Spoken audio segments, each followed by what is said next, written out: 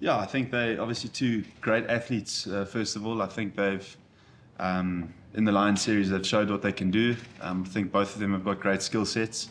But for us, I think we've put a lot of hard work in over these last 3 weeks, and for us, it's about going out there and executing what we've been training, and yeah, looking forward to the challenge.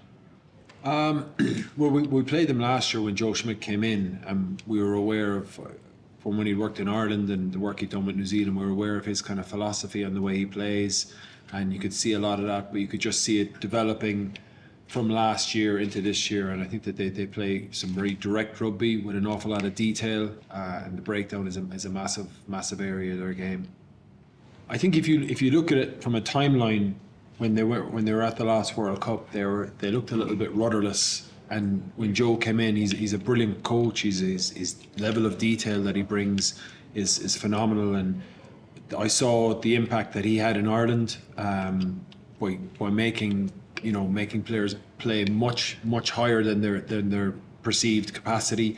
And I think he's come in and he's got a lot of he's got Australia firing again now. I wasn't surprised because I knew they were better than they showed in the first test, and I think they were a lot more confrontational. They're obviously massively disappointed to lose the second test, but they were right in the mix, and I think that the narrative that's out there now is that Australian rugby is on the up, and they'll be looking to target us and try and keep building that. Yeah, you could definitely say that, because I think for most teams in attack, getting quick ball is going to be the big thing for them. I think when you look at how meticulously Joe Schmidt plans his plays, and whilst they didn't show a huge amount in 1 to 3 phases, you could see that the players were really aligned to a plan that might stretch 5-6 phases, which, to retain the ball and be in the right place, you have to be really, really detailed with your breakdown. I think that we look at that, there are 2 players in instantly all the time. Well, our system won't change much, but what you do is you'll emphasise certain areas a little bit more. And I think when you bring in Tupu, when you bring in Valetini, and you bring in Skelton, they're massive ball carriers, and they can give you huge momentum, which then feeds into the breakdown narrative, and they get quicker balls. So that was obviously a big part of it, and I suppose that they also give them a little bit more of a confrontational edge outside of play. Yeah, I think none of us were pleased with how we performed in Italy 1, and we conceded a maul try in that game. We also conceded a maul try against Georgia, so that's something that teams pick up and they look to go after. So we've invested a lot of time into our maul defence, but I think there's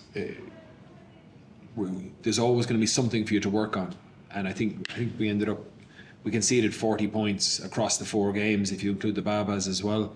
But it was a little bit like this. We started well against the Babas, really poor against Italy 1, good against Italy 2, and then kind of a little bit in between with Georgia. So there's definitely a lot of scope for us to improve, and on the back of the level of intensity that the Australians have been playing, we've tried to replicate that with our training. Absolutely. I think we obviously drive extremely high standards in this environment. I think it's extremely competitive with the level of players and in each position. I think we push each other hard in training, and I think we've obviously had the points that Jerry's spoken about, and they've obviously been things we've worked on in these last couple of weeks, mixed with a bit of conditioning, or actually a lot of conditioning.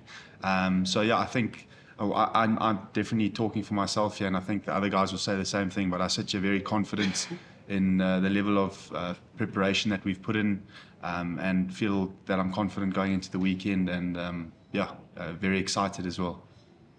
So we'll have to see Saturday. I believe we've worked hard. I think everyone's obviously got their opinions on battle hard and not, but I think it's a way you pitch up every day to training, the way you pitch up with the mindset to whatever you approach throughout your week. And I think for us, again, it's a good opportunity for us to represent South Africa, and I don't think anyone takes it lightly in this environment. So yeah, very excited for the challenge, and confident that we'll be up for it.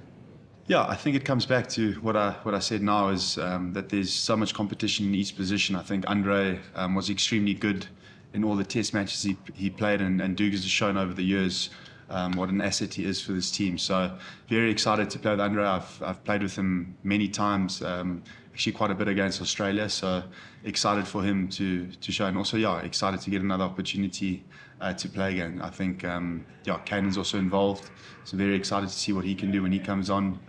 But I think it's a great opportunity for a lot of guys. I think it's a phenomenal competition, because you look back on last year, and I think the Argentina were like the dark horses that came out of nowhere and shocked New Zealand, and they beat us as well. So I think it's there's no weak team in the championship. That is it. And I suppose last year, if I was to look at it objectively now, the fact that Joe Schmidt had only just taken over after the World Cup meant that the Wallabies probably started slowly, and we benefited from that because we played them early in the championship. I don't think that's going to be the case now. So, but we want to play the best teams when they're at their best. You don't want to be, with all due respect to Georgia and the Barbarians, we want to be playing the best teams in the world, because that's how you get better. I obviously think I think it's no secret that Andre's ball carry. I mean, he's devastating with ball in hand. I think he's also got a great understanding about the game, like Damien has as well. And I think the two of them, it's been so great to see how closely they work with each other to try and better each other's games. And I think that's exactly what we're all about as a unit over here. How the centres help each other to grow.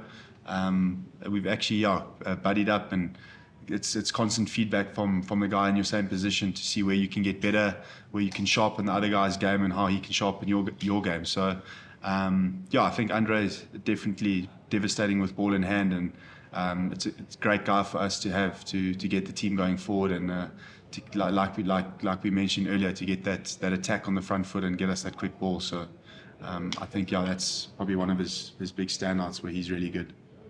I think a few of the guys wanted to give Andy Edwards an uppercut. No, but it's been really tough. I think we all know that the game's getting quicker, more physical. People are just becoming bigger, faster and stronger. So I think in parallel with that, the training needs to become more intense and more demanding as well. So I think it's been exactly that. I think we've trained at a level and intensity that's, if not higher than the game. And I think playing rugby when you're fit is lots of fun. I think playing when you're unfit is not fun at all. So I think we've got a lot of bang out of what we've put into the last 3 weeks of training camp, and I think hopefully it will be enjoyable when we go out into the field and hopefully reap those benefits of what we've put in over the last 3 weeks.